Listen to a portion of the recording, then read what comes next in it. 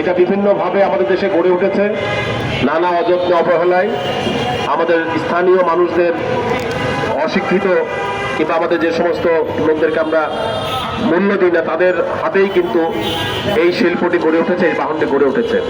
আজকে বাংলাদেশের প্রধান বাহনে পরিণত হয়েছে এই বাহনটি।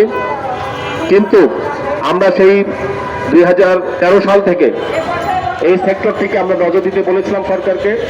আমরা বলেছিলাম একটা নীতিমালা তৈরি করে আপনারা একটা লাইসেন্সের প্রক্রিয়া আনেন, একটা নিবন্ধনের প্রক্রিয়া আনেন এবং একটা রুট পারমিট দেন, এবং একই সাথে আমরা বলেছিলাম বাইলেন সার্ভিস লেন নির্মাণ করেন, প্রশিক্ষণের ব্যবস্থা করেন।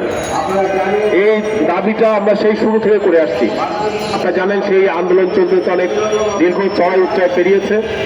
আমাদের নেতৃবৃন্দ জেল খেটেছেন, আমাদের বর্তমান সদস্য সচিব, আগের সদস্য সচিব তারা জেল খেটেছেন, আমাদের কেন্দ্রীয় পরিচালনা কমিটির সদস্য আবু জাফর, সিলেট মহানগর সভাপতি প্রণবজ্যোতি পাল সহ সেনায় তারা 56 জন জেল খেটেছে 1 মাসের অধিক। আমাদের কেন্দ্রীয় নির্বাহী পরিচালনা কমিটির সদস্য এবং চট্টগ্রাম মহানগর কমিটি, চট্টগ্রাম জেলা কমিটির সংগ্রামী আহ্বায়ক আল কাদির জয়, ছাত্রনেতা মেরাজ আহমেদ সহ তারা সেখানে 1 মাসের অধিক জেল খেটেছেন।